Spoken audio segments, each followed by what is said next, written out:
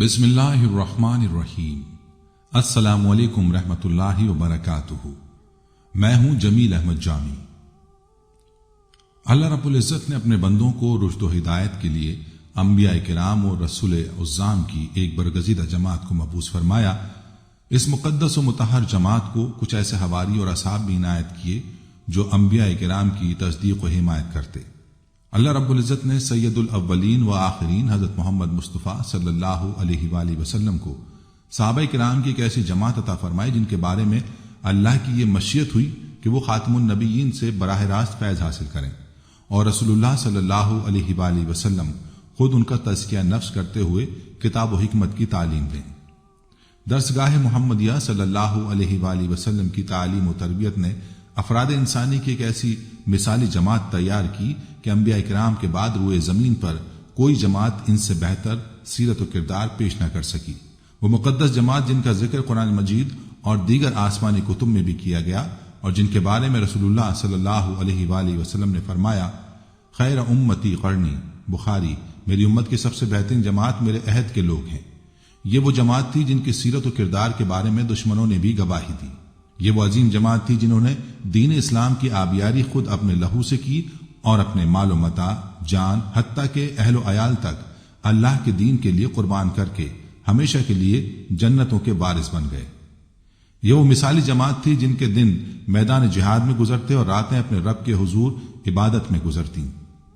آج کی ویڈیو میں ہم انہی صحابہ اکرام کی بات کریں گے، ان صحابہ کے بارے میں جنہوں نے ہماری سرزمین پاک و ہند میں اشاعت اسلام کی ایمان افروز داستان رقم کی۔ آج کی اس ویڈیو میں ہم آپ کو تفصیل سے بتائیں گے کہ بر صغیر پاک و ہند میں اسلام کا آغاز کیسے ہوا اور اس کے محرکات کون بنے۔ اس کے علاوہ آپ صلی اللہ علیہ وآلہ وسلم کا پاک و ہند کے بارے میں ارشادات کو بھی بیان کریں گے۔ ویڈیو بہت ہی معلوماتی ہوگی، آپ سے گزارش ہے کہ ویڈیو کو آخر تک ضرور دیکھیے گا۔ ناظرین، عربوں کے ساتھ ہندوؤں کے قدیم تعلقات تاریخ کی یاد سے پہلے سے استوار ہیں۔ ان تعلقات کا تسلسل عربوں کے مسلمان ہو جانے کے بعد بھی قائم رہا۔ سمندر کے راستے عرب ہند کے ساتھ تجارت بھی کرتے رہے، اور ایران کی راہ سے ہندو سندھ کی اقوام کی وساطت سے فوجی اور سیاسی تعلق بھی اپنی جگہ موجود رہا۔ ہند عربوں کے لیے ہمیشہ سے اہم رہا ہے، مگر اسلام کے آ جانے کے بعد اس اہمیت میں مذہبی عنصر بھی شامل ہو گیا تھا۔ تجارتی اہمیت کے ساتھ ساتھ اب ان کے لیے ہند مذہبی اہمیت کا حامل بھی بن گیا تھا۔ اسلامی تعلیمات کے مطابق سب سے پہلے نبی اور سب سے پہلے انسان حضرت آدم علیہ السلام جنت سے زمین پر ہند کی سرزمین پر اتارے گئے تھے۔ چنانچہ مسلمان جہاں حضرت آدم علیہ السلام سے بے پناہ عقیدت رکھتے ہیں، وہیں آدم علیہ السلام کی وجہ سے ہند بھی ان کی مذہبی عقیدت و محبت کا مرکز بن گیا۔ حضرت آدم علیہ السلام کا ذکر کرتے ہوئے حضور اکرم صلی اللہ علیہ وآلہ وسلم نے فرمایا، حضرت آدم علیہ السلام اول ارض ہند میں اتارے گئے، دوسری روایت میں کہ ارض ہند کے دکن جنوب میں اتارے گئے۔ پیغمبر اسلام صلی اللہ علیہ وآلہ وسلم اور آپ کے صحابہ رضی اللہ عنہم کے نزدیک ہند کا علاقہ اور وہاں کے لوگ جانے پہچانے تھے، بلکہ یہ امر انتہائی اہم ہے کہ رسول اللہ صلی اللہ علیہ وآلہ وسلم ہند کو اسلام کا گہوارہ اور بہت بڑا مرکز دیکھنا چاہتے تھے۔ آپ جانتے تھے کہ ہند میں اسلام کی وسیع تر اشاعت کی راہ میں بڑی بڑی رکاوٹیں حائل ہوں گی، بڑی بڑی جنگیں لڑی جائیں گی، اور طویل زمانے تک وہاں جہاد ہوتا رہے گا۔ اس لیے آپ نے ہندوستان میں جہاد کی خبر دی اور اس جہاد کی خصوصی فضیلت ارشاد فرمائی۔ امام نسائی رحمۃ اللہ علیہ نے جہاد ہند کے بارے میں اپنی سنن میں باب غزوہ الہند کے نام سے خصوصی عنوان باندھا ہے۔ حضرت صوبان رضی اللہ تعالیٰ عنہ سے مروی ہے کہ رسول اللہ صلی اللہ علیہ وآلہ وسلم نے فرمایا، میری امت کے دو گروہوں کو اللہ تعالیٰ نے جہنم کی آگ سے محفوظ رکھا ہے، ایک گروہ جو ہندوستان میں جہاد کرے گا اور دوسرا وہ جو حضرت عیسیٰ بن مریم کے ساتھ ہوگا۔ نسائی۔ ایسی ایک روایت حضرت ابو ہریرہ رضی اللہ عنہ سے بھی منقول ہے جو مسند احمد میں اور سنن نسائی دونوں میں ہے۔ رسول اللہ صلی اللہ علیہ وسلم نے ہم سے غزوہ ہند کا وعدہ فرمایا، پس اگر میں نے ان کو پا لیا تو اپنے جان و مال اس میں خرچ کروں گا، پھر اگر مارا گیا تو افضل شہداء میں سے ہوں گا، اور اگر واپس لوٹ آیا تو میں ابو ہریرہ جہنم سے آزاد ہو چکا ہوں گا۔ اس کے علاوہ احادیث مبارکہ میں دیگر بہت سے مقامات پر ہمیں ہند اور ہندی لوگوں کا ذکر ملتا ہے۔ بخاری میں منقول روایت میں معراج کے ذکر میں حضور علیہ الصلوۃ والسلام نے حضرت موسیٰ علیہ السلام کے بارے میں فرمایا، حضرت موسیٰ علیہ السلام گندمی رنگ کی اچھی قامت کے آدمی تھے، گویا وہ جاٹوں میں سے تھے۔ جاٹ قوم ہندوستان سے تعلق رکھتی تھی۔ رسول اللہ صلی اللہ علیہ وآلہ وسلم کی بعثت کے وقت اس وقت کے ہند اور موجودہ بر صغیر کے بہت سے لوگ عرب میں آباد تھے۔ ان کی تعداد اس وقت عرب میں بہت زیادہ تھی۔ وہاں ان کی آبادی کی دو وجوہات تھیں، ایک عربوں کی جہاز رانی اور ہندوستان سے تجارت، دوسرے وہ عرب علاقے جو ایران اقتدار کے زیر نگی تھے، وہاں ایرانیوں کے توسط سے ہندو اقوام کی موجودگی، عرب جہاز ران اور تاجر تھے۔ ہند کے ساحل ان کی قریبی مشرقی تجارتی منڈیاں تھیں۔ ہندی لوگ ان کے ساتھ تجارت کرتے تھے۔ ہندی لوگ تلوار سازی، صنعت و حرفت، خصوصاً نیزہ سازی میں اپنی مثال آپ تھے۔ یہ ایسے حرفے تھے جن کی اہل عرب کے ہاں بڑی وقت تھی۔ یہی وجہ ہے کہ ہمیں ہندی لوگ بعثت نبی کے وقت صرف عرب کے ساحلی علاقوں میں ہی نظر آتے، بلکہ بہت سے ہندی تاجر اور صنع عرب کے انتہائی اندرونی علاقوں میں بھی دکھائی دیتے ہیں۔ اندرون عرب کا سب سے اہم تجارتی مرکز مکہ مکرمہ تھا۔ ناظرین، ابی العاص ثقفی رضی اللہ عنہ کو بحرین کا حاکم بنایا گیا تو انہوں نے بر صغیر پر 3 طرف سے چڑھائی کی اور وہاں کی مشہور بندرگاہوں کو فتح کیا۔ حضور صلی اللہ علیہ وآلہ وسلم کو سب سے زیادہ اس بات کی حرص ہوا کرتی تھی کہ لوگ برضا اور رغبت اسلام میں داخل ہو جائیں۔ چنانچہ آپ جب بھی کوئی لشکر روانہ فرماتے تو انہیں بطور خاص حکم فرماتے کہ پہلے لوگوں کو اسلام کی دعوت دینا، اگر وہ قبول کر لیں تو ان سے تعارض نہ کرنا، اگر قبول نہ کریں تو انہیں صلح کی طرف لانا، اگر وہ اس طرف بھی نہ آئے تو پھر ان سے جنگ کرنا۔ صحابہ کرام رضی اللہ تعالی عنہم میں بھی آپ کی یہی سنت جاری تھی۔ چنانچہ 15 ہجری میں جب صحابہ کے لشکر نے ہندوستان پر چڑھائی کی تو وہاں وسیع پیمانے پر دعوت اسلام بھی عمل میں آئی۔ اس حملے کے اسباب یہ بھی تھے کہ اسلام کی روشنی بالکل ابتدائی دور میں حضور علیہ الصلوۃ والسلام کی حیات طیبہ میں ہی بر صغیر تک پہنچ گئی تھی، جس کے یہاں مثبت اور منفی دونوں طرح کے اثرات مرتب ہوئے۔ مثبت اثرات تو یہ تھے کہ بہت سے لوگوں نے اسلام میں دلچسپی لینا شروع کی، کچھ باقاعدہ مسلمان ہو گئے اور کچھ نے اپنی زندگیوں میں اصلاحی تبدیلیاں پیدا کی، جبکہ منفی اثرات یہ تھے کہ یہاں کے حکمران طبقے نے اور مذہبی اجارہ دار برہم نے اسلام کو اپنے لیے ایک بہت بڑا خطرہ سمجھا اور اس کے خلاف مخاصمانہ کارروائیاں شروع کر دیں۔ انہی کارروائیوں کا ایک حصہ یہ بھی تھا کہ عرب تاجر جو کہ زیادہ تر مسلمان تھے ان کے جہازوں پر سمندری ڈاکوؤں سے حملے کرواتے اور انہیں لوٹ لیتے۔ مسلمان حکمرانوں کے پاس اس بات کے بہت سے شواہد جمع ہو چکے تھے کہ ان بحری قزاقوں کو ہندوستان کے حکمرانوں کی پشت پناہی حاصل ہے۔ خاص طور پر ہندوستان کے بعض ساحلی علاقوں کا کردار اس معاملے میں خطرناک حد تک بڑھا ہوا تھا۔ ان ساحلی علاقوں پر حملہ ناگزیر ہو چکا تھا۔ چنانچہ جب حضرت عثمان بن ابی العاص ثقفی رضی اللہ تعالی عنہ عمان اور بحرین کی گورنری پر فائز ہوئے تو انہوں نے جلد ہی اندازہ لگا لیا کہ ہندوستان کی وہ بندرگاہ جہاں سے سمندری ڈاکو نکل کر کھلے پانیوں میں عرب تاجروں کے جہازوں کو گھیر کر لوٹتے ہیں، ان پر حملہ کر کے بحری قزاقوں کا زور توڑنا ضروری ہو چکا ہے۔ چنانچہ انہوں نے فدائیان اسلام کی ایک فوج تیار کی اور سمندری راستے سے بر صغیر پر حملہ آور ہوئے۔ انہوں نے آپ نے تھانہ بروج اور دیبل پر حملے کرائے اور انہیں فتح کیا۔ پہلا حملہ آپ کے بھائی حضرت حکم بن ابو العاص ثقفی قیادت میں تھا۔ یہ اس دور کی اہم ہندوستانی بندرگاہ تھی۔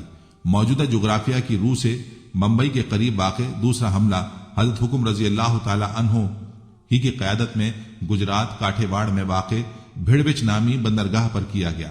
وہاں پر بھی فتح و کامرانی نے مسلمانوں کے قدم چومے۔ تیسرا حملہ حضرت عثمان رضی اللہ تعالی عنہ کے دوسرے بھائی حضرت مغیرہ بن ابو العاص ثقفی رضی اللہ تعالی عنہ کی سالاری میں سندھ کی بندرگاہ دیبل پر ہوا۔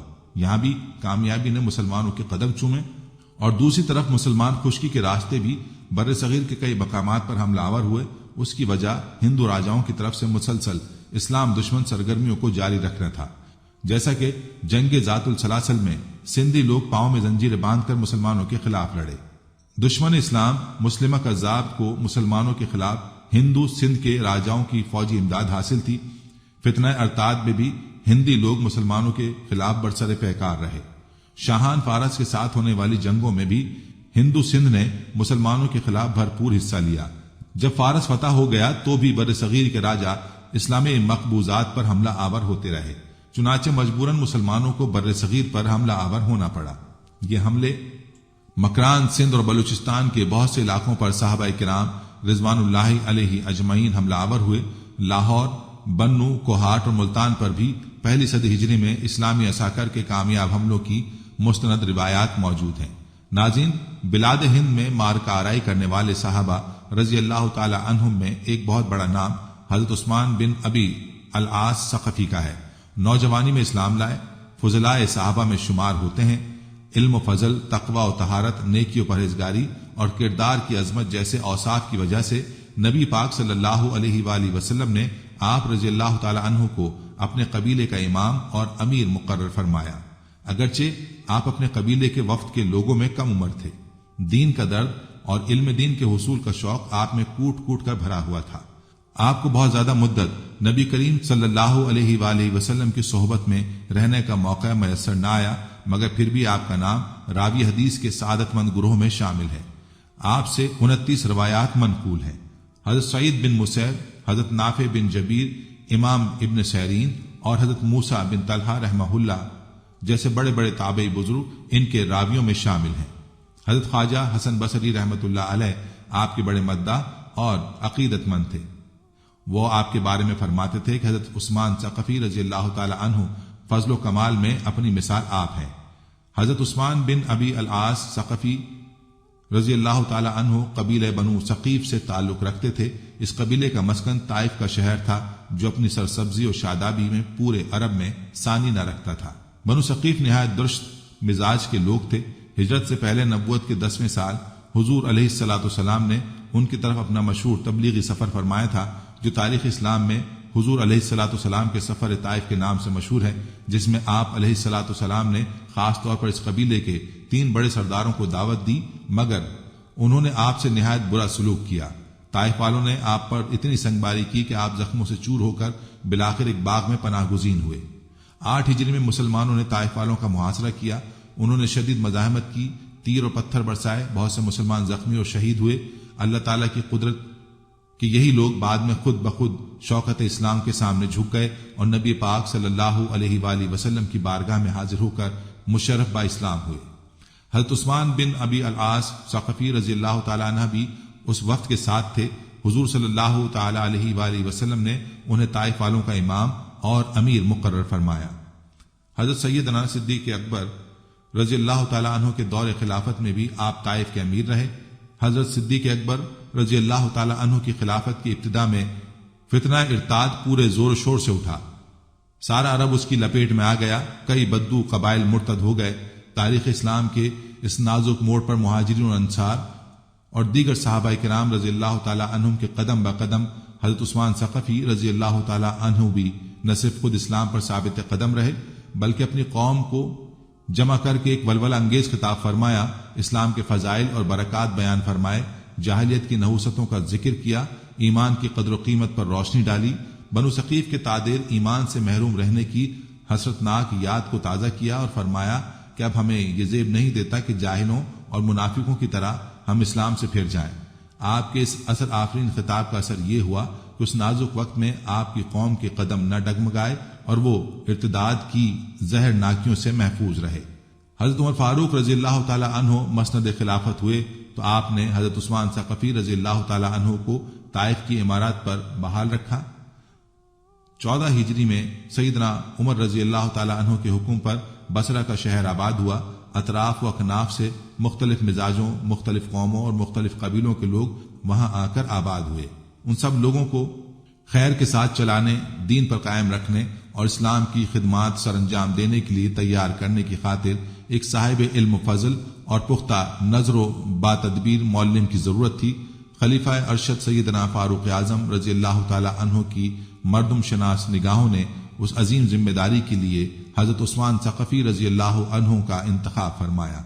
چنانچہ دربار خلافت کے حکم پر حضرت عثمان ثقفی رضی اللہ تعالی عنہ بصرہ تشریف لے گئے۔ آپ کی قابلیت، اہمیت اور اعلیٰ اسلامی خدمات کے باعث 1 سال بعد مرکز خلافت کی طرف سے آپ کو بحرین اور عمان کی عمارت سونپ دی گئی۔ حضرت عثمان ثقفی رضی اللہ تعالی عنہ نے عمان کو اپنا مرکز بنایا اور بحرین میں اپنے بھائی حکم بن ابی العاص رضی اللہ تعالی عنہ کو اپنے نائب کے طور پر چھوڑا۔ عمان اور بحرین کی گورنری کے دوران آپ نے ہندوستان پر 3 بڑے حملے کیے۔ ہندی راجاؤں تک اسلام کا پیغام پہنچ چکا تھا۔ اس کا سبب ہند کے وہ لوگ تھے جو عرب آتے جاتے تھے۔ نیز عرب تاجر بھی جہاں جاتے اپنے دین کے پیغام کو عام کرتے، جبکہ بہت سے گمنام مبلغین جن میں صحابی بھی تھے اور غیر صحابی بھی عرب سے باہر دیگر ممالک میں جن میں ہندوستان بھی شامل تھا تبلیغ دین کے لیے جاتے رہتے تھے۔ اور لوگوں کو راہ حق کی طرف بلاتے تھے۔ ہند کے راجا اور مذہبی پیشوا اسلام کو اپنے اقتدار کے لیے ایک عظیم خطرہ تصور کرتے تھے، چنانچہ وہ اسلام کو گزن پہنچانے کا کوئی موقع ہاتھ سے نہ جانے دیتے۔ جنگ یمامہ میں انہوں نے اپنے اپنے لوگ بھیجے اور مرتدین کا ساتھ دیا۔ ایران کے خلاف اسلام کی ترک و تاز میں وہ اسلام کی مخالفت میں ایرانی افواج کے ساتھ رہے، نیز سمندری پانیوں میں مسلمانوں کے آتے جاتے بحری بیڑوں اور بحری قزاقوں کے روپ میں اپنے لوگوں کے ذریعے سخت نقصان پہنچاتے رہے۔ حضرت عثمان ثقفی رضی اللہ تعالیٰ عنہ چونکہ اسلامی قلم رو میں ہندوستان کے نزدیک ترین علاقوں میں سے ایک کے گورنر تھے، لہٰذا ان حالات کا آپ کی نگاہ میں آنا اور ان کے سدباب کے لیے آپ کا کوئی تدبیر کرنا ایک لابدی امر تھا۔ حضرت عثمان ثقفی رضی اللہ تعالیٰ عنہ نے کچھ عرصے بعد ایک بحری بیڑا جنگی مقاصد کے لیے تیار کیا اور مجاہدین اسلام کا ایک لشکر اس بیڑے پر ہندوستان پر حملے کے لیے روانہ کیا۔ یہ بیڑا تھانہ نامی شہر پر حملہ آور ہوا اور اسے فتح کر لیا۔ یہ شہر گجرات اور کوکن بمبئی کی سرحد پر واقع تھا اور ہندوستان کے مشہور بندرگاہ تھا۔ اس حملے کا مقصد بحری قزاقوں کو ختم کرنا، ہندوستان کے حالات معلوم کرنا اور وہاں کے لوگوں کو اسلام کے بابرکت پیغام سے روشناس کروانا تھا۔ اسی لیے مجاہدین اسلام نے وہاں زیادہ دیر اپنا قبضہ برقرار نہ رکھا، البتہ یہ لشکر کشی دعوت و تبلیغ اسلام کے سلسلے کی ایک اہم کڑی ثابت ہوئی، جس کے دور رس نتائج آنے والے وقت میں ظاہر ہوئے۔ ہندوؤں پر اسلام کی شوکت آشکار ہوئی، انہیں اسلام اور مسلمانوں کو قریب سے دیکھنے اور ان سے متعارف اور متاثر ہونے کا اچھا موقع میسر آیا۔ مورخین کے مطابق ہندوستان پر مسلمانوں کا یہ پہلا حملہ ہے۔ فتح مند لشکر مدد کے سائے میں غنائم سے بھرے جہاز لیے واپس لوٹا۔ مسلمانوں کی جنگیں مسلسل جاری تھیں۔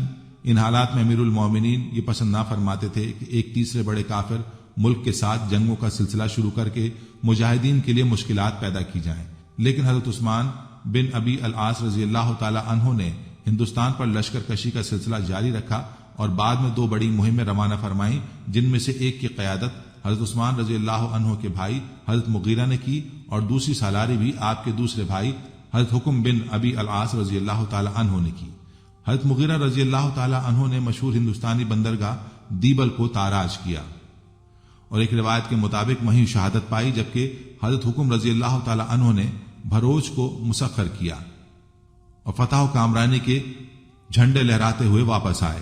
مرکز خلافت کی طرف سے بعد میں ان حملوں پر کسی قسم کی ناراضگی یا ناپسندیدگی کے اظہار کے بارے میں روایت خاموش ہے، جس کا مطلب یہ ہے کہ حضرت فاروق اعظم رضی اللہ تعالی عنہ حضرت عثمان ثقفی رضی اللہ تعالی عنہ کی طرف سے کی گئی اس لشکر کشی کے بعد میں قائل ہو گئے تھے اور باقی مہمیں آپ کی رضامندی سے ہی بھیجی گئی تھیں، وگرنہ یہ کیسے ہو سکتا ہے کہ حضرت عثمان ثقفی جیسے جلیل القدر صحابی امیر المومنین کے اظہار ناپسندیدگی کے بعد بھی وہی کام کرتے؟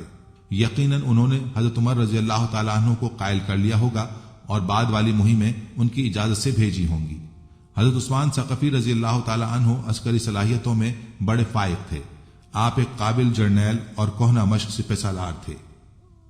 21 ہجری میں جب خلیفہ راشد امیر المومنین حضرت عمر فاروق رضی اللہ تعالی عنہ نے ایرانیوں کی بڑھتی ہوئی شورشوں کو دیکھتے ہوئے ایران پر لشکر کشی کا ارادہ فرمایا تو حضرت عثمان ثقفی کو مختلف ایرانی علاقوں کی تسخیر کے لیے بھیجے جانے والے لشکروں میں سے ایک بڑے لشکر کا سپہ سالار مقرر فرمایا۔ آپ کے سپرد استحر کو فتح کرنا تھا، جو فارس کے اہم شہروں میں سے تھا۔ ایران پر لشکر کشی کے دوران آپ ایک مثالی سپہ سالار کے طور پر سامنے آئے۔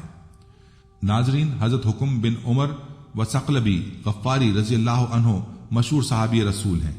آپ نے بھی برصغیر پاک و ہند کے بعض علاقوں میں تبلیغ دین کا کام کیا۔ آپ علم و عمل اور فضل و شرف میں بڑا ممتاز مقام رکھتے تھے۔ آپ نے حضور نبی اکرم صلی اللہ تعالی علیہ وسلم سے حدیث کی روایات بھی کی ہیں۔ آپ قبیلہ بنو غفار کی مشہور شاخ بنو ثعلب سے تعلق رکھتے تھے۔ آپ اعلیٰ درجے کے منتظم تھے، کئی علاقوں کی عمارت پر فائز رہے۔ آپ کی عسکری قابلیت قابل رشک تھی۔ اپنا آبائی علاقہ چھوڑ کر آپ نے بصرہ میں مستقل سکونت اختیار کر لی تھی۔ سیدنا عمر فاروق رضی اللہ تعالی عنہ نے 18 ہجری میں آپ کو مکران کا امیر مقرر فرمایا۔ اپنی عمارت کے دوران آپ نے مکران اور اس کے نواح میں دین حق کی ترویج کے لیے بہت سے اقدامات کیے، جن میں سے ایک یہ تھا کہ آپ نے پورے مکران کو فتح کرنے کے لیے نئے سرے سے جہاد کا آغاز فرمایا۔ اس تگ و تاز میں اللہ تعالیٰ نے آپ کو جلد کامیابی عطا فرمائی۔ تھوڑے ہی عرصے میں پورا مکران اسلامی عساکر کے ہاتھوں مفتوح ہو گیا۔ اس زمانے میں وہاں کا حکمران راجہ راسل تھا، جو ایرانی بادشاہ کا باج گزار تھا۔ اسے اور اس کی فوج کو زبردست شکست ہوئی۔ مسلمانوں کو بہت سا مال غنیمت حاصل ہوا، جس میں چند ہاتھی بھی شامل تھے۔ حضرت حکم بن عمرو نے حضرت سہار عبدی رضی اللہ تعالی عنہ کو فتح کی خبر دینے کے لیے بارگاہ خلافت میں بھیجا۔ حضرت فاروق اعظم رضی اللہ تعالی عنہ کو جب فتح کی خوشخبری پہنچی تو بہت خوش ہوئے۔ حضرت سہار عبدی رضی اللہ تعالی عنہ سے وہاں کے حالات کے بارے میں پوچھا۔ آپ نے وہاں کے حالات کچھ اس انداز میں بیان فرمائے کہ امیر المومنین نے اسلامی عساکر کو ہند کے اندرونی علاقوں کی طرف بڑھنے سے روک دیا۔ حضرت حکم بن عمرو قلبی رضی اللہ تعالی عنہ عہد معاویہ رضی اللہ تعالی عنہ میں خراسان کے والی مقرر کیے گئے۔ آپ نے ذمہ داری کو بھی بڑے احسن انداز میں نبھایا۔ آپ نے اپنی زندگی دین کی ترویج اور اشاعت کے لیے وقف کر رکھی تھی۔ آپ کا شمار بر صغیر کے پاک و ہند کے اولین مسلم فاتحین میں ہوتا ہے۔ آپ کے حملوں اور تبلیغی کاوشوں سے ہند و سندھ کے کفرستان میں توحید کی شمع روشن ہوئی۔ ہندو اقوام دین فطرت سے روشناس ہوئے۔ دین اسلام کے مبلغین کے لیے بر صغیر پاک و ہند میں تبلیغ و اشاعت اسلام کے راستے کھل گئے۔ آپ بڑے زبردست مدبر تھے۔ زندگی کے مختلف ادوار میں آپ کو کئی علاقوں کی امارت سونپی گئی۔ آپ نے اپنے حسن انتظام سے ان علاقوں میں رہنے والوں کی نہ صرف دینوی زندگی کی کایا پلٹ دی تھی، بلکہ ان کے سامنے دین اسلام کی آفاقی تعلیمات کا ایسا نمونہ پیش کیا کہ ان میں سے اکثر نے بخوشی اپنے پرانے باطل دین کو چھوڑ کر اسلام کی رحمت بھرے سائے میں پناہ لی۔ ناظرین، حضرت عبداللہ بن عبداللہ رضی اللہ تعالی عنہ انصاری صحابی ہیں۔ انصار مدینہ میں ان کو بڑا رتبہ اور مقام تھا۔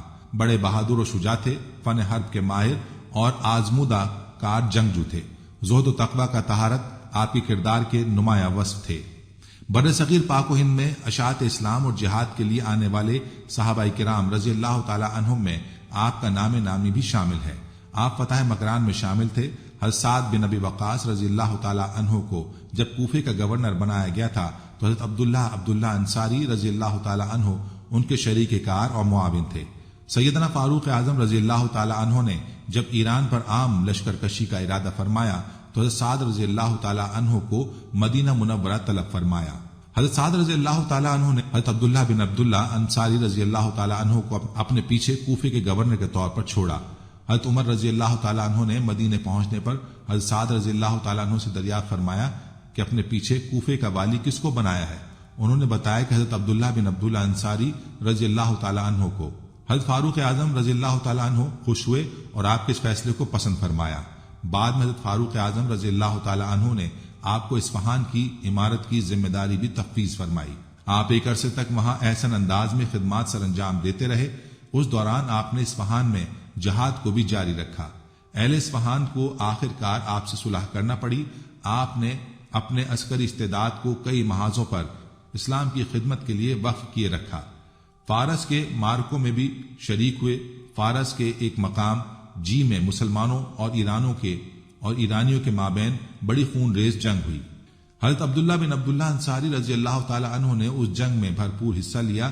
آخر جی والوں نے مسلمانوں سے جزیے پر صلح کی اور ذمی بن کر رہنا قبول کر لیا۔ صلح کا یہ معاہدہ حضرت عبداللہ بن عبداللہ رضی اللہ تعالی عنہ نے لکھا۔ یہ واقعہ 23 ہجری میں پیش آیا۔ اسی سال آپ دربار خلافت کے حکم پر بر صغیر پاک و ہند میں تشریف فرما ہوئے۔ مکران بلوچستان میں اس وقت مشہور صحابی رسول حضرت حکم بن عمر غفاری رضی اللہ تعالی عنہ جہاد کر رہے تھے۔ حضرت عبداللہ بن عبداللہ انصاری رضی اللہ تعالی عنہ نے حضرت حکم کی قیادت میں اسلامی عساکر کے ساتھ مل کر کارہائے نمایاں سر انجام دیے، یہاں تک کہ پورا مکران اسلامی قلم رو میں شامل ہو گیا۔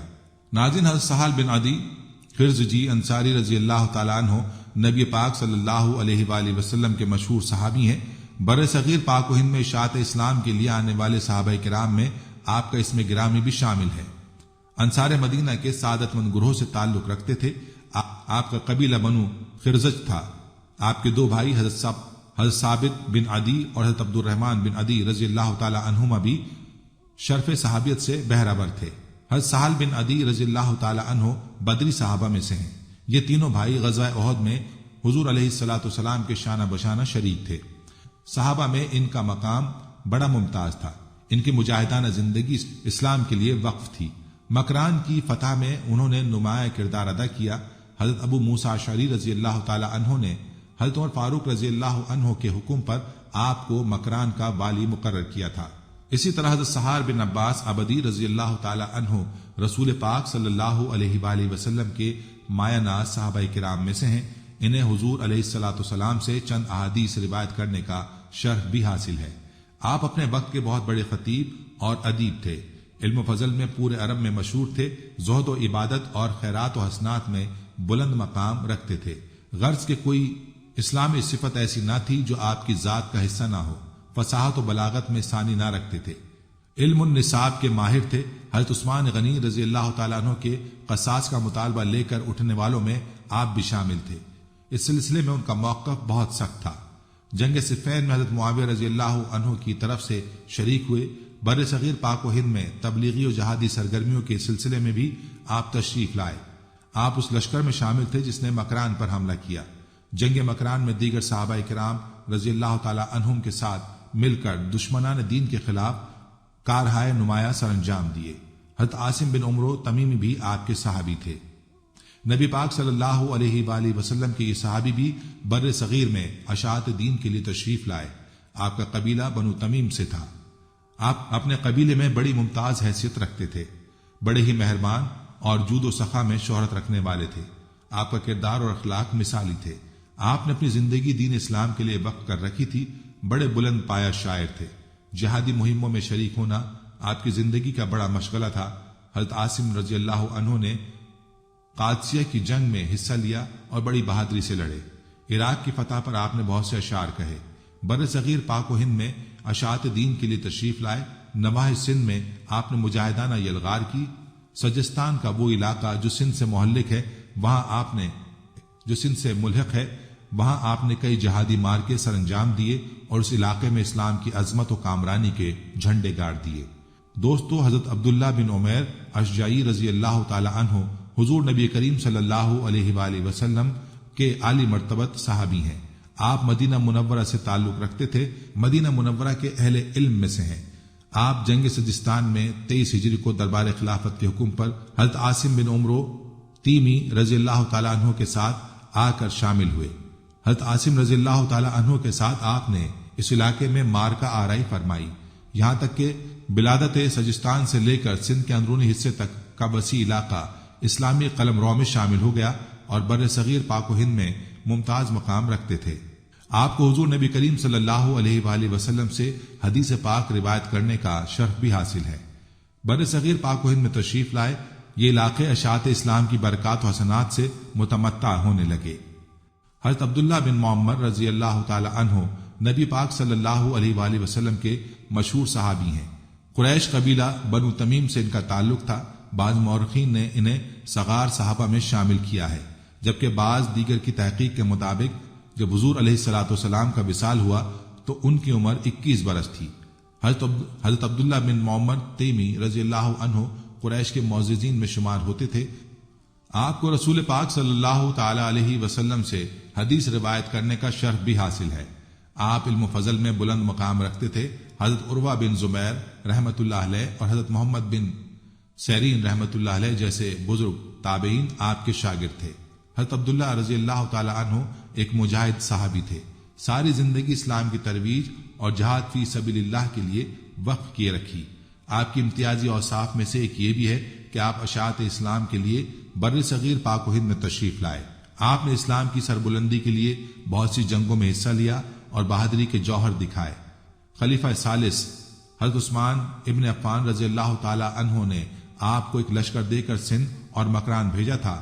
آپ ایک عرصے تک ان علاقوں میں جہاد کرتے رہے۔ بعد میں آپ کو مقبوضہ علاقوں کا امیر مقرر کیا گیا۔ سندھ اور مکران کے علاوہ آپ نے خراسان، فارس اور استہر جنگوں میں حصہ لیا اور خوب داد و شجاعت حاصل کی۔ استہر میں ہونے والے حق و باطل کے ایک معرکے کے دوران آپ نے شہادت پائی۔ حضرت عمیر بن عثمان بن سعد رضی اللہ تعالی عنہ رسول اللہ صلی اللہ تعالی علیہ وآلہ وسلم کے نامور صحابیوں میں شامل ہیں۔ علم و فضل میں بڑا بلند مقام رکھتے تھے۔ عبادت گزاری میں اللہ کی برہان تھے۔ آپ کی حیات مستعار کا لمحہ لمحہ اسلام کی تبلیغ و اشاعت میں صرف ہوا۔ آپ نے دشمنان دین کے خلاف کئی محاذوں پر مارکہ آرائی کی۔ آپ کا نام ان عظیم المرتبہ صحابہ رضی اللہ تعالی عنہ بہت بڑے فصیح اللسان خطیب تھے۔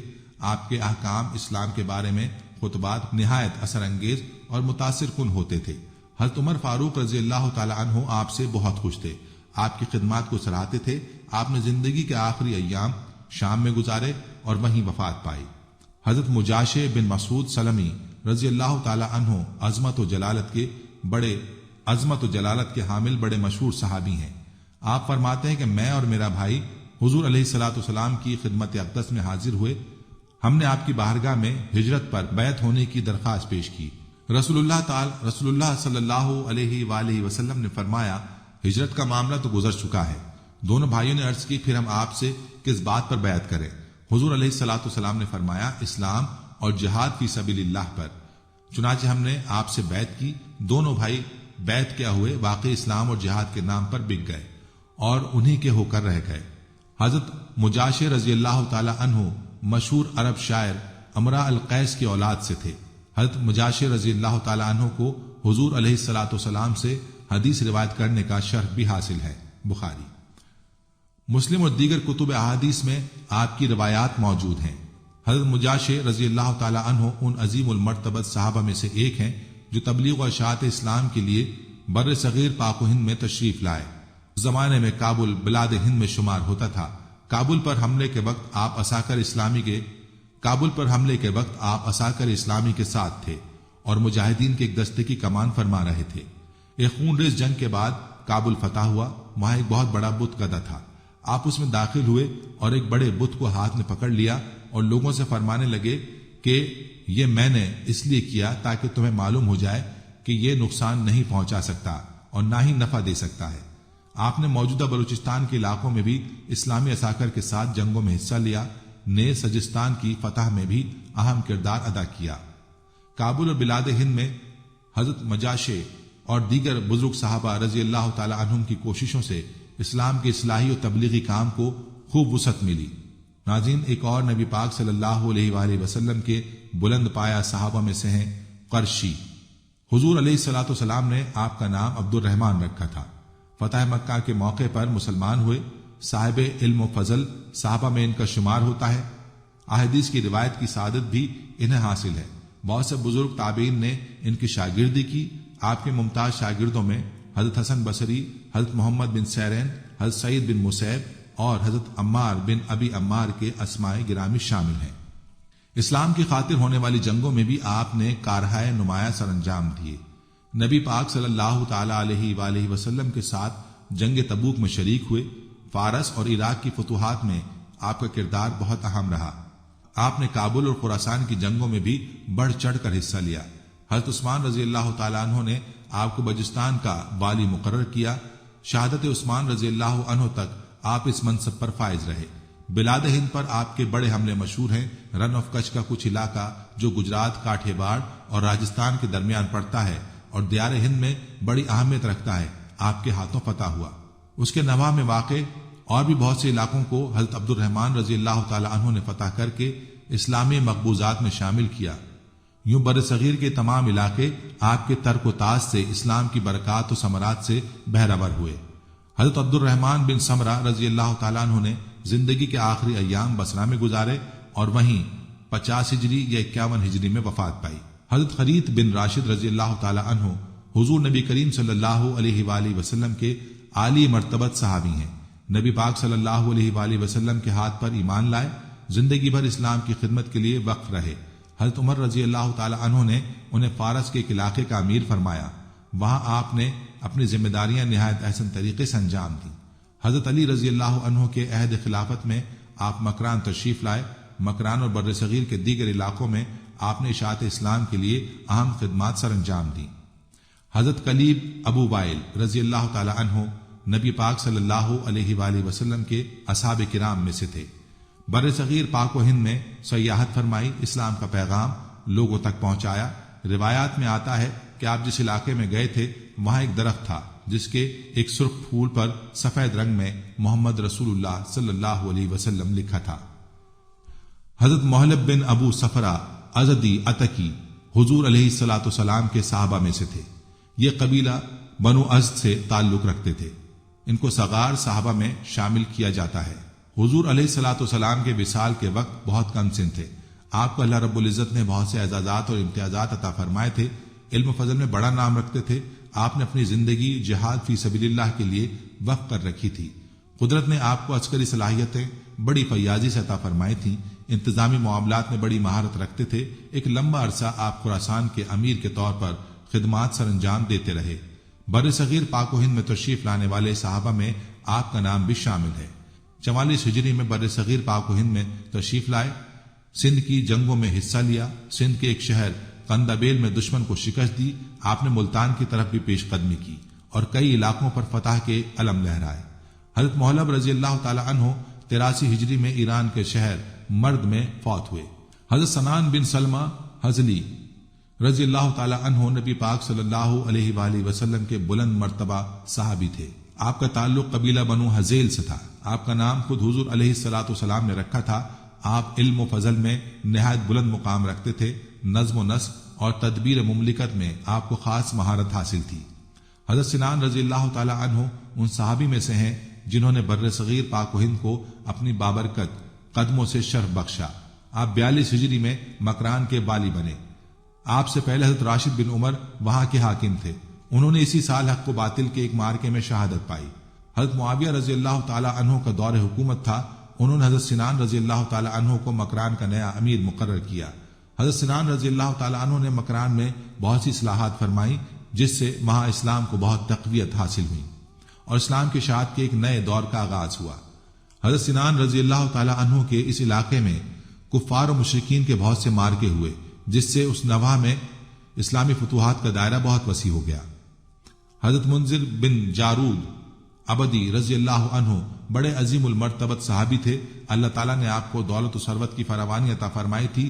آپ جود و سخا میں بہت زیادہ شہرت رکھتے تھے، بڑے ملنسار، ہمدرد اور اعلی اخلاق کے مالک تھے۔ حضرت علی رضی اللہ تعالیٰ عنہ شہرت رکھتے تھے، بڑے ملنسار، ہمدرد اور اعلی اخلاق کے مالک تھے۔ حضرت علی رضی اللہ تعالیٰ عنہ کے دور خلافت میں ان کے ساتھ تھے۔ حضرت علی رضی اللہ تعالیٰ عنہ نے آپ کو استحر کا والی مقرر کیا۔ 20 ہجری میں اسلامی سپاہ کے ساتھ بر صغیر پاک و ہند میں تشریف لائے۔ بوقان، قلات اور خزدار کی جنگوں میں بہادری کے جوہر دکھائے۔ سندھ کے مفتوحہ علاقوں کے گورنر بھی رہے۔ تقریباً 60 سال کی عمر میں وفات پائی۔ ناظرین، ترویج اشاعت و اسلام کے لیے ہندوستان پر حملہ آور ہونے والے صحابہ کرام میں حضرت مغیرہ بن ابو العاص ثقفی رضی اللہ عنہ کا نام بھی آتا ہے۔ آپ قبیلہ بنو ثقیف سے تعلق رکھتے تھے اور اسلام قبول کرنے والے سرکردہ لوگوں میں آپ کا شمار تھا۔ حضرت عثمان ثقفی رضی اللہ عنہ جو حضور علیہ الصلوۃ والسلام کی طرف سے طائف کے امیر اور امام مقرر ہوئے تھے۔ آپ کے بھائی حضرت مغیرہ رضی اللہ عنہ کا نام بھی اسلام کے نامور سپہ سالاروں عسکری قائدین میں آتا ہے۔ آپ عمر بھر اپنے بھائی حضرت عثمان ثقفی رضی اللہ عنہ کے ساتھ رہے اور ان کے ساتھ مل کر اسلامی خدمات سر انجام دیتے رہے۔ آپ علم و فضل کے تابندہ ستارے تھے۔ اسلام کی خاطر مرنا آپ کی فطرت ثانیہ تھا۔ اسلام کی تبلیغ و اشاعت آپ کی زندگی کا سب سے بڑا مقصد تھا۔ آپ کے برادر محمد حضرت عثمان ثقفی رضی اللہ عنہ کو حضرت عمر فاروق رضی اللہ عنہ نے عمان اور بحرین کا گورنر مقرر فرمایا تھا۔ وہ اسلامی عساکر کی سالاری بھی فرماتے تھے۔ بر صغیر پاک و ہند پر حملہ آور ہونے والے صحابہ کرام میں حضرت ربیع بن زیاد مدجی رضی اللہ عنہ کا نام بھی شامل ہے۔ آپ حضور صلی اللہ علیہ وسلم کے مشہور زمانہ صحابی ہیں۔ ان کا تعلق بنو مسجد سے تھا۔ گوری رنگت کے، پتلے دبلے، کمزور جسم کے مالک، مگر جرت و بہادری میں اپنی مثال آپ تھے۔ شوق جہاد سے معمور دل رکھتے تھے۔ دشمنان دین کے لیے جتنے سخت تھے، اپنوں کے لیے اتنے ہی نرم تھے۔ انکساری، تواضع، ملنساری اور خوش اخلاقی کا حسین پیکر تھے۔ اللہ تعالیٰ نے صحابہ کرام رضی اللہ تعالی عنہم اور قرون اولیٰ کے مسلمانوں میں آپ کو نہایت عزت و تکریم کا مقام عطا فرمایا تھا۔ آپ کے اطوار حیات کس قدر اعلیٰ تھے، اس بات کا اندازہ اس واقعے سے لگایا جا سکتا ہے کہ ایک دفعہ خلیفۃ المسلمین حضرت عمر فاروق رضی اللہ عنہ نے خراسان کے لیے کسی کو امیر منتخب فرمانا تھا۔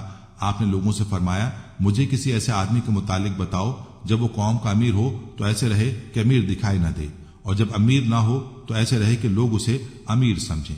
لوگوں نے کہا کہ امیر المومنین اس طرح کے آدمی تو صرف حضرت ربیع بن زیاد مدجی رضی اللہ تعالی عنہ ہیں۔ چنانچہ حضرت فاروق اعظم رضی اللہ عنہ نے انہیں خراسان کا والی مقرر فرمایا۔ آپ میں انتظامی صلاحیتیں بدرجہ اتم موجود تھیں، اس لیے آپ کی حیات مستعار کا ایک بڑا حصہ مختلف علاقوں کے انتظامی سربراہ کی حیثیت سے گزرا۔ آپ ایک قابل جرنیل اور تجربے کار عسکری کمانڈر تھے۔ آپ نے اپنی زندگی میں بہت سی جنگیں لڑیں اور شاید ہی کوئی ایسی جنگ ہو جس میں دشمن کو شکست نہ دی ہو۔ عہد فاروقی میں آپ ابو موسیٰ اشعری رضی اللہ عنہ کے ماتحت رہ کر آپ نے کئی محاذوں پر عساکر اسلامی کی کمان کی۔ ایران کی فتح میں آپ کی خدمات لائق تحسین ہیں۔ سجستان پر آپ کی مارکہ آرائی عسکری تاریخ کا سنہرا باب ہے۔ عہد فاروقی میں آپ نے زرنج، زالک، کابل، سیوستان، کرمان، مکران کے محاذوں پر داد و شجاعت حاصل کی۔ بر صغیر پاک و ہند میں آپ نے کرمان اور مکران میں مجاہدانہ تگ و تاز فرمائی۔ بلوچستان کے اکثر علاقے اس وقت کی سلطنت سندھ میں شامل تھے، وہ بھی آپ کی مارکہ آرائی کا مرکز رہے، مگر مکران کا اکثر حصہ آپ ہی کے ہاتھوں مفتوح ہوا۔ موجودہ بلوچستان کے اکثر اہم حصے اس وقت کے مکران میں شامل تھے، چنانچہ آپ پہلے صحابی رسول ہیں جو ساحل مکران اور بلوچستان پر حملہ آور ہوئے اور کامیاب و کامران رہے۔ حضرت عمر فاروق رضی اللہ عنہ نے آپ کو کرمان، سیوستان اور مکران کے مفتوح ہو جانے والے علاقوں کا والی مقرر فرما دیا۔ آپ نے مقبوضہ علاقوں کا انتظام و انصرام بھی سنبھالا اور جہادی پیش قدمی کو بھی جاری رکھا۔ حضرت معاویہ رضی اللہ عنہ کے عہد حکومت میں آپ کی پیش قدمی ان علاقوں میں جاری رہی۔ حضرت معاویہ رضی اللہ تعالی عنہ کے دور میں 53 ہجری سے کچھ بعد حضرت ربیع بن زیاد رضی اللہ تعالی عنہ وفات پا گئے۔ ناظرین، یہ تھی ہماری آج کی ویڈیو۔ امید ہے کہ آپ کو ہماری آج کی ویڈیو ضرور پسند آئی ہوگی۔ اگر ویڈیو پسند آئی ہے تو آپ اس کو لائک کریں اور اپنے پیاروں اور دوستوں کے ساتھ ضرور شیئر کریں۔ کمنٹس میں آپ ہمیں بتائیں کہ آپ اور کن موضوعات پر ویڈیو دیکھنا چاہتے ہیں۔ اس کے ساتھ ساتھ آپ کمنٹس میں ہم سے سوالات بھی پوچھ سکتے ہیں، لیکن یہ سب کرنے سے پہلے ہمارے چینل کو سبسکرائب کریں اور بیل کے بٹن کو بھی پریس کر لیں تاکہ ہماری آنے والی مزید معلوماتی ویڈیوز کا نوٹیفیکیشن آپ کو بر وقت مل سکے اور آپ علم کے اس خزانے سے مستفید ہو سکیں۔ اب ملاقات ہوگی آنے والی ویڈیو میں، تب تک کے لیے خدا آپ کا حامی و ناصر ہو۔ فی امان اللہ۔ آخر میں پیارے دوستو، ہم نے ہر ویڈیو کے اختتام پر ایک دعا کا سلسلہ شروع کیا ہوا ہے۔ جو بھی اس دعا میں شامل ہوگا، میرا یہ دعویٰ ہے کہ اللہ کریم اس کی تقدیر کو بدل دے گا۔ پہلے میرے تمام ساتھی، مائیں، بہنیں سب مل کر میرے ساتھ درود شریف پڑھ لیں اور کثرت کے ساتھ کمنٹس میں آمین لکھیں۔ اللہ اس آمین کو لکھنے کی برکت سے آپ کی اور میری تقدیر بدل دے گا۔ درود ابراہیمی پڑھ لیں۔ اللہم صلی علی محمد وعلی آل محمد کما صلیت علی ابراہیم وعلی آل ابراہیم انک حمید مجید۔ اللہم بارک علی محمد وعلی آل محمد کما بارکت علی ابراہیم وعلی آل ابراہیم انک حمید مجید۔ اے اللہ، ہم تیرے گناہگار بندے، ہم تیرے خطا کار بندے، ہم تیرے عاجز بندے تیری پاکی بیان کرتے ہیں اور تیرے آگے دعا کے لیے ہاتھ پھیلاتے ہیں۔ ہماری خطاؤں کو معاف فرما، ہمارے گناہوں کو معاف فرما۔ اے اللہ، ہم اپنے اگلے پچھلے صغیرہ کبیرہ، چھوٹے بڑے سبھی گناہوں، خطاؤں اور نافرمانیوں کی تجھ سے معافی مانگتے ہیں۔ اے اللہ، اے رب العزت، ہم اپنے گناہوں سے توبہ کرتے ہیں، ہماری توبہ قبول کر لے۔ اے پاک پروردگار، ہم سب کو سچا اور پکا مسلمان بنا دے، ہم سب کو اسلام پر استقامت نصیب فرما دے، ہمیں کامل اور پختہ ایمان والا بنا۔ اے پاک پروردگار، تمام مسلمانوں کو خواب غفلت سے بیدار کر دے۔ اے اللہ، ہمارے دین اسلام کی حفاظت فرما، مسلمانوں کو دین و دنیا میں عزت عطا فرما۔ اے عرش مولا کے مالک، اے حکمت والے، اے کائنات کے رب، ہمارے دلوں کو گمراہ ہونے سے بچا، جس طرح سے پہلی قومیں گمراہ ہوئی ہیں اور جس طرح سے پہلی قوموں نے اپنے انبیاء کی نافرمانی کی ہے۔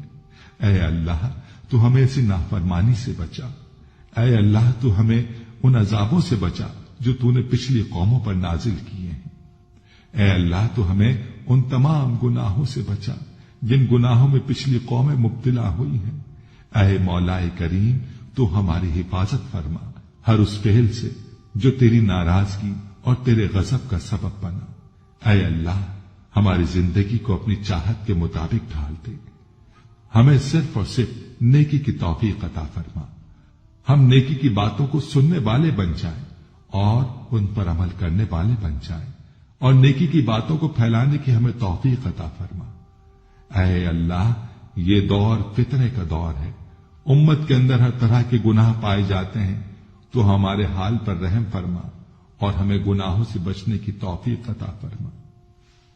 ऐ अल्लाह, तू करीम है, तू रहीम है, तू रहमान है, तू गफूर रहीम है, तो हमारे गुज़िश्ता गुनाहों को माफ फरमा दे और आइंदा के लिए हमें गुनाहों से बचने की तौफीक अता फरमा।